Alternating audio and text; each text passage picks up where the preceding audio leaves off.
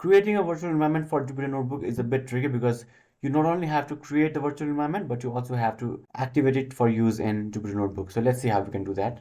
First, let me create a new folder and call it PENV test. Now make sure you have this folder somewhere inside your project. Now go in here and hold shift and right click if you're on Windows and click on open partial windows here, or if you're on Linux or Mac OS, just open the terminal and go inside your project directory. Now let's create a new virtual environment. So how to do that? To do that, the command is python mvenv and give any name to your virtual environment. I'll call it test_venv and your virtual environment will be created. Once the virtual environment is created, we need to activate the virtual environment. So how to do that? Just type this, hit tab to autocomplete, and then type scripts, and then type activate. Hit enter, and as you can see, you'll see this test venv in front of this, and this means that our virtual environment is ready. Now in this virtual environment, let's say we will install a library and see how we can import that library into Jupyter Notebook.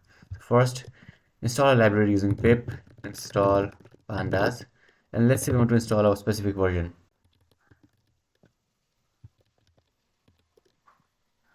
So now we are installing pandas 2.0.1, right, in this virtual environment. So let it be installed. So once we have installed pandas, our virtual environment is ready. Now let's see how we can use this in Jupyter Notebook. First, press Windows and type Jupyter Notebook, or open Jupyter Notebook any way you want. Once we have opened our Jupyter Notebook, we can create a new notebook and we can choose kernels here. Now this is where your virtual environment should appear. So I have created the test_virtual environment, but it is not being shown here.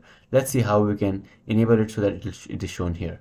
Now go back to your terminal and we need to install another module called IPYKernel. So to do that, install it using this command, pip install IPYKernel. So I misspelled it, it's not AL, it's EL.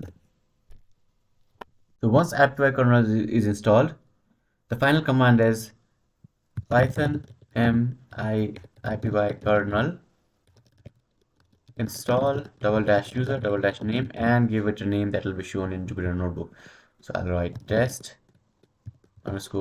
itself, does not matter, you can name it anything you want.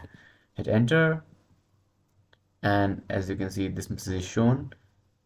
Now if you go back to Jupyter Notebook and let's reload this, and now if you click on new, as you can see, this is shown. Now click on this and let's see if our installed module is available or not.